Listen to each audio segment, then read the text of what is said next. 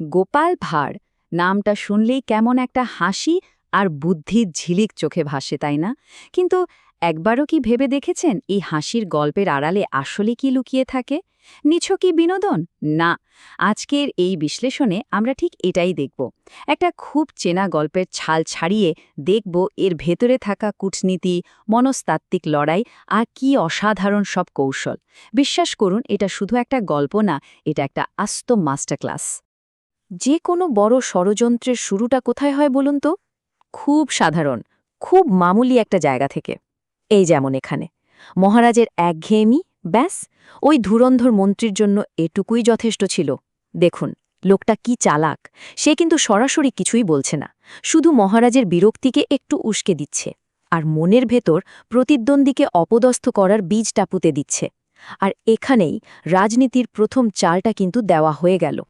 তো চাল তো দেয়া হলো, কিন্তু যে কোনো পরিকল্পনার সফল করতে কি লাগে? একটা সঠিক মঞ্চ, একটা পারফেক্ট সেটিং। আর এখানে সেই মঞ্চটা কি? দোল উৎসব। সঙ্গে আবার এক শক্তিশালী নবাব আসছেন। ভাবুন একবার, উৎসবের হুল্লোড়ের আড়ালে ষড়যন্ত্রটা চেপে দেওয়া কত সহজ। আর তার ওপর এত বড় একজন অতিথির সামনে যদি কাউকে অপমান করা যায়, তাহলে সেই অপমানের ধারটা কয়েক গুণ বেড়ে যায়। এক কথায়, একটা নিখুঁত ছক।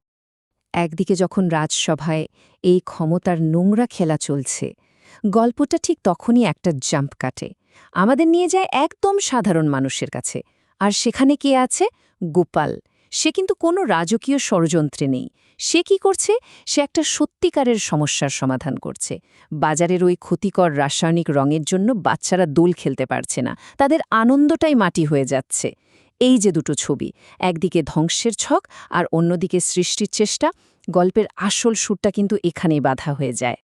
আর গোপালের সমাধানটা? ওহ, ওটা শুধু বুদ্ধিদীপ্ত বললে কম বলা হবে, ওটা ছিল যুগান্তকারী। আজকের দিনে আমরা কত বড় বড় কথা বলি, sustainable, eco friendly solution. Gopal কিন্তু সেই কাজটাই তখন করে দেখাচ্ছে। সে সোজা প্রকৃতি থেকে জিনিসপত্র নিয়ে, ফুল, সবজি, এসব দিয়ে এমন একটা নিরাপদ রং তৈরি করছে যা সবার জন্য ভালো। ভেবে দেখুন, এটা কিন্তু শুধু রং তৈরি না, এটা হলো সামাজিক সুরক্ষা, সবার কথা ভাবা, এক কথায় অসাধারণ একটা উদাহরণ। আর ঠিক এখানেই গল্পটা একটা সাংঘাতিক মোড় নেয়। জানেন তো আসল খলনায়ককে? যে একটা ভালো জিনিস কেউ খারাপ কাজে লাগাতে পারে। ঠিক সেটাই করল মন্ত্রী। সে গোপালের এই অসাধারণ উদ্যোগে বাহবা তো দিলই না, উল্টে এর মধ্যে নিজের নোংরা পরিকল্পনা সফল করার একটা সোনালি সুযোগ খুঁজে পেল। একটা নির্মল আনন্দের জিনিসকে সে বানিয়ে ফেলতে চাইল এক ভয়ঙ্কর অপমানের অস্ত্র। মন্ত্রীর চালটা কিন্তু মারাত্মক ধূর্ত ছিল। দেখুন সে কি করল। প্রথমে রাজার হুকুম জারি করালো যে গোপালের তৈরি সব রং রাজকোষে জমা করতে হবে।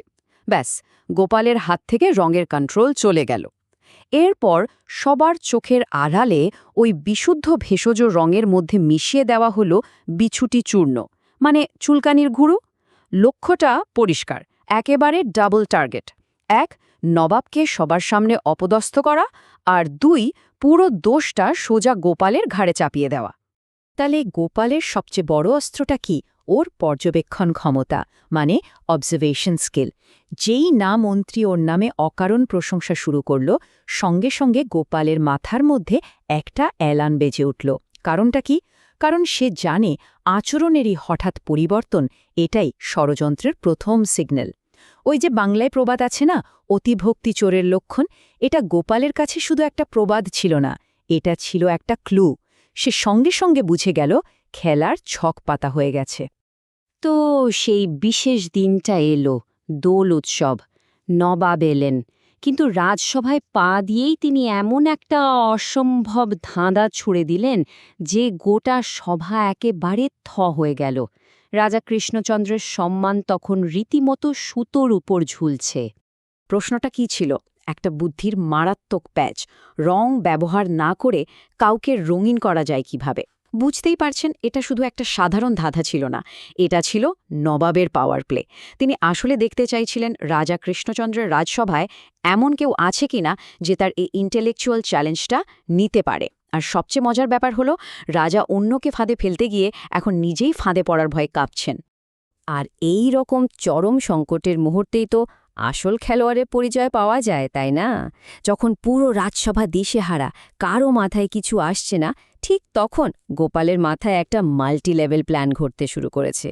ওর লক্ষ্য কিন্তু শুধু ধাঁধার উত্তর দেওয়া নয়, ও এমন একটা চালের কথা ভাবছে যাতে এক ঢিলে 2 পাখি মারা যায়, রাজার সম্মানও বাঁচবে, আবার পর্দার আড়ালে ষড়যন্ত্রকারীও হাতে নাতে ধরা পড়বে। তো গোপালের প্রথম চালটা ছিল পুরোপুরি সাইকোলজিক্যাল। সে জানত নবাবের দুর্বলতা কোথায়, তাই সে ইচ্ছে করে এমন একটা খাবার দিল যা খেয়ে নবাবের শারীরিক অস্বস্তি হবেই। আর ঠিক তাই হলো। নবাব যখন সবার সামনে নিজের অস্বস্তি আর লজ্জার কথা স্বীকার করলেন, গোপাল ঠিক সেই মুখ্য মুহূর্তটাকে কাজে লাগালো। সে ফিজিক্যাল রংকে ইমোশনাল রং দিয়ে রিপ্লেস করে দিল। লজ্জায় লাল হওয়া, এর চেয়ে ভালো উত্তর আর কি হতে পারে? এর মাধ্যমে গোপাল দেখিয়ে দিল সবচেয়ে পাকা রং তো মানুষের অনুভূতির মধ্যেই লুকিয়ে থাকে। ধাঁধার সমাধান তো হল, কিন্তু খেলা এখনও শেষ হয়নি। সঙ্গে সঙ্গে গোপাল তার দ্বিতীয় চালটা দিল। সে চট করে একটা নতুন প্রথা বানিয়ে ফেলল। কি সেই প্রথা? না, অতিথিকে নাকি প্রথমে মন্ত্রীকে রং মাখিয়েই উৎসব শুরু করতে হয়। ভাবা যায়? এটা ছিল একটা মাস্টার স্ট্রোক। সে নবাবের হাতে দস্তানা পরিয়ে সেই চুলকানির গুঁড়ো মেশানো আবিরটা সোজা মন্ত্রীর দিকেই ঘুরিয়ে দিল। একেই বলে কর্মফল। যে অন্যের জন্য গর্ত খুঁড়েছিল, সে নিজেই এখন সেই গর্তে গিয়ে পড়ল। আর এভাবেই একটা মাত্র চালে গোপাল শুধু রাজার সম্মানই বাঁচাল না, এক বিশ্বাসঘাতককে সবার সামনে ধরিয়ে দিল, আর একটা জঘন্য চক্রান্তকে একেবারে ন্যায় বিচারের একটা দারুণ মুহূর্তে বদলে দিল। এই গল্পটা শেষ পর্যন্ত আমাদের একটা খুব জরুরি কথা মনে করিয়ে দেয়। আসল শক্তি কিন্তু ক্ষমতা বা পদে নেই। আসল শক্তি হল বুদ্ধি, আর ঠিক সময়ে সেই বুদ্ধিকে কাজে লাগানোর ক্ষমতা। গোপাল ভাঁড় তো এটাই দেখিয়ে দিল যে একজন সাধারণ মানুষও শুধু তার মেধার জোরে যে কোনো রাজকীয় ষড়যন্ত্রকে ধুলোয় মিশিয়ে দিতে পারে। তাই আসল প্রশ্নটা কিন্তু ক্ষমতা বনাম বুদ্ধির নয়। আসল প্রশ্নটা হলো, আমাদের হাতে যে বুদ্ধি আছে সেটাকে আমরা কোন কাজে লাগাচ্ছি? কিছু সৃষ্টি করার জন্য নাকি ধ্বংসের জন্য?